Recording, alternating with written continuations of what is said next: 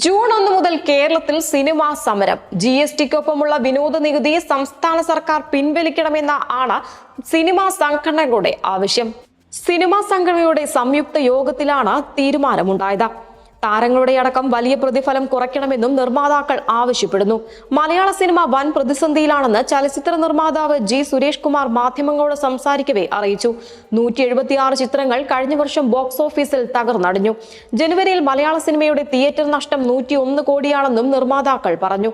തിയേറ്ററിൽ റിലീസായി 28 ചിത്രങ്ങളിൽ നേട്ടമുണ്ടാക്കിയത് രേഖാചിത്രം മാത്രമാണ്. കണക്കുകൾ പുറത്തുവിട്ടാണ് നിർമ്മാതാക്കളുടെ വിശദീകരണം. സിനിമ നിർമ്മാണ ചെലവിന്റെ 60% താരങ്ങൾക്കുൾപ്പെടെ പ്രതിഫലം നൽകാനാണ് ചെലവിടുന്നത്. ഒരു രീതിയിലും ഒരു നിർമ്മാതാവിന് സിനിമ എടുക്കാൻ സാധിക്കുന്നില്ല. താരങ്ങളുടെ പ്രതിഫലം മലയാള സിനിമയ്ക്ക് താങ്ങാവുന്നതിലും അപ്പുറമാണ്. അവർക്കൊന്നും ഒരു ആത്മാർത്ഥതയുമില്ല. സാങ്കേതിക പ്രവർത്തകരിൽ 60% പട്ടിണിയിലാണ്. സർക്കാർ ഒരു സഹായവും ചെയ്യുന്നില്ല. OTT കച്ചവടം നടക്കുന്നില്ല. OTT ആർക്കും വേണ്ട. സിനിമ നന്നായാൽ OTT ഒരു തുക പറയും, അതിൽ സിനിമ എടുക്കും.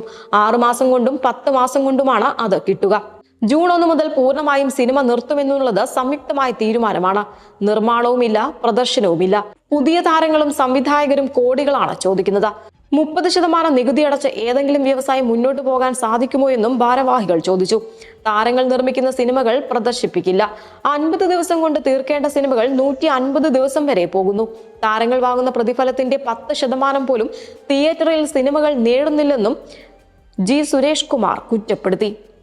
News desk. അനധികൃത കുടിയേറ്റക്കാരെ ഒഴിപ്പിക്കുന്നതിന്റെ ഭാഗമായി അമേരിക്ക തിരിച്ചയച്ച 104 ഇന്ത്യക്കാർ നേരിട്ടത് അതിക്രൂര പീഡനം.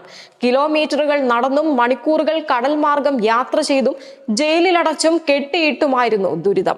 തെക്കേ അമേരിക്കയിലേക്കുള്ള ദീർഘദൂര വിമാനങ്ങൾ, പ്രക്ഷുബ്ധമായ കടലിലൂടെ ആടിയുലഞ്ഞ ബോട്ടുകളിലൂടെയുള്ള യാത്ര, അപകടം പതിയിരിക്കുന്ന ഭൂപ്രദേശങ്ങളിലൂടെയുള്ള കാൽനട യാത്ര, US മെക്സിക്കോ അതിർത്തിയിലെ ഇരുണ്ട ജയിലുകൾ.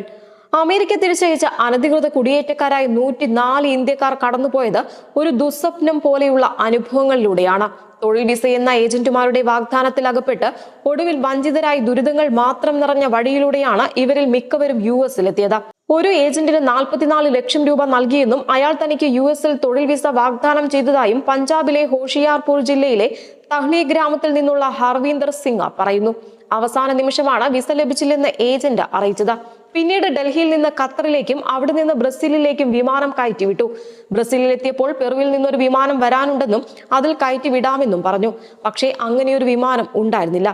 പിന്നീട് ടാക്സി കാറിൽ കൊളംബിയയിലേക്കും അവിടെ നിന്ന് പനാമയിലേക്കും പോയി. തങ്ങളെ കൊണ്ടുപോകാൻ അവിടെ ഒരു കപ്പൽ വരുമെന്ന് പറഞ്ഞു. പക്ഷേ അതും കള്ളമായിരുന്നു.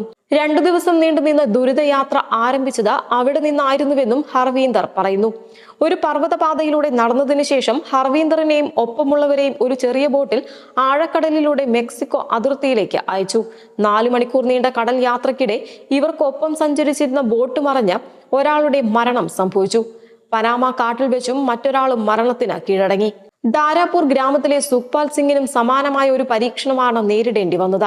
കടൽ മാർഗം 15 മണിക്കൂർ യാത്ര ചെയ്തു. ആഴമേറിയ താഴ്വരകളാൽ ചുറ്റപ്പെട്ട കുന്നുകൾക്കിടയിലൂടെ 45 കിലോമീറ്റർ ദൂരം നടന്നു. വഴിയിൽ നിരവധി മൃതദേഹങ്ങൾ കണ്ടതായും സുഖ്പാൽ പറയുന്നു. ഇതിനിടയിൽ ജലന്ധർ ജില്ലയിൽ നിന്നുള്ള ഒരാൾ മെക്സിക്കോയിൽ പിടിയിലായി. US അതിർത്തി കടക്കുന്നതിന് തൊട്ടു മുൻപായിരുന്നു അത്. തങ്ങളെ 14 ദിവസം ഇരുണ്ട ജയിലിലാണ് പാർപ്പിച്ചത്. ആ ദിവസങ്ങളിൽ സൂര്യന്റെ വെളിച്ചം പോലും കണ്ടില്ലെന്നും ഇദ്ദേഹം പറഞ്ഞു. അനധികൃത കുടിയേറ്റക്കാരെ ഒഴിപ്പിക്കുന്നതിന്റെ ഭാഗമായി അമേരിക്ക തിരിച്ചയച്ച 104 ഇന്ത്യക്കാരുമായി US സൈനിക വിമാനം C-17 കഴിഞ്ഞ ദിവസമാണ് പഞ്ചാബിലെ അമൃത്സറിലെത്തിയത്. News desk, Zedco news. മകളുടെ വിദ്യാഭ്യാസത്തിന് എന്ന പേരിൽ ഭർത്താവിനെ കൊണ്ട് 10 ലക്ഷം രൂപയ്ക്ക് കിഡ്നി വിൽപ്പന നടത്തി. ആ പണവും കൊണ്ട് കാമുകനൊപ്പം ഒളിച്ചോടി യുവതി. പശ്ചിമ ബംഗാളിലെ ഹൗറ ജില്ലയിലാണ് ഇങ്ങനെയൊരു സംഭവം.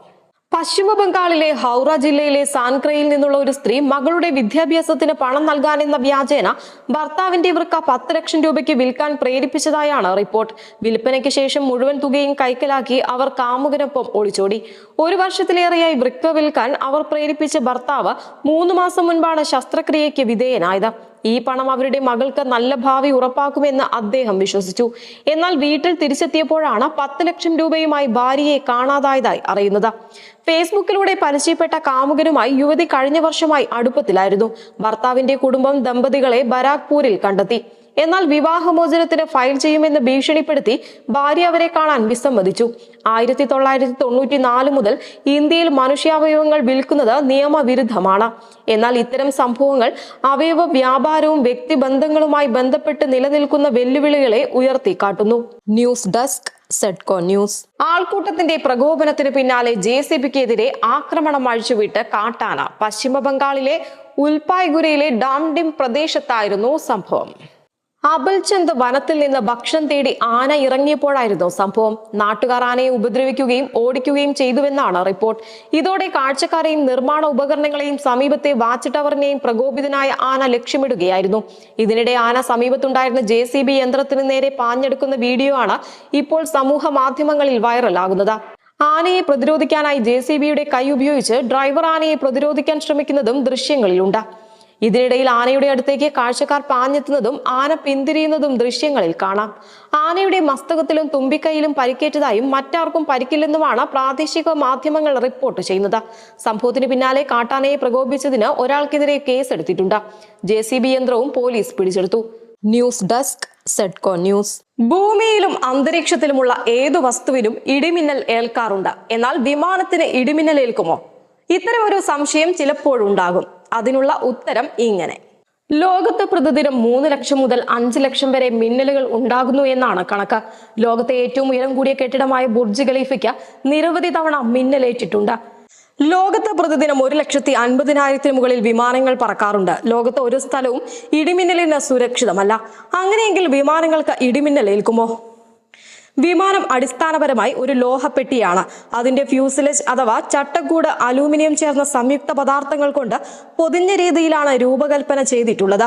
ഇത് ഫ്യൂസലേജിൽ ഏറ്റുന്ന വൈദ്യുത പ്രവാഹം പുറത്തുകൂടി വാലറ്റത്തേക്ക് ഒഴുകാൻ സഹായിക്കുന്നു. ഈ രൂപകൽപ്പന ഫാരഡേ കേജ് അഥവാ ഫാരഡേ കവചം എന്നറിയപ്പെടുന്നു. വൈദ്യുത കാന്തിക വികിരണത്തെ ചെറുക്കുന്ന സംരക്ഷണ കവചകമുള്ള ഭീമാകാരമായ ഒരു ഫാരഡേ കേജാണ് വിമാനം. ചാലകവസ്തുവിന്റെ തുടർച്ചയായ ആവരണം വഴിയാണ് ഇത് സാധ്യമാവുന്നത്.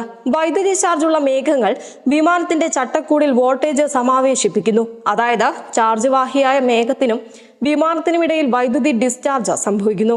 വൈദ്യുതി പ്രവഹിപ്പിക്കാൻ കഴിയുന്ന വസ്തുക്കളാൽ നിർമ്മിച്ച ഒരു ചട്ടക്കൂടിന് പുറത്തുണ്ടാകുന്ന ഡിസ്ചാർജ് വിമാനത്തിന്റെ വാലറ്റത്തുകൂടി പുറത്തേക്ക് ഒഴുകുന്നു.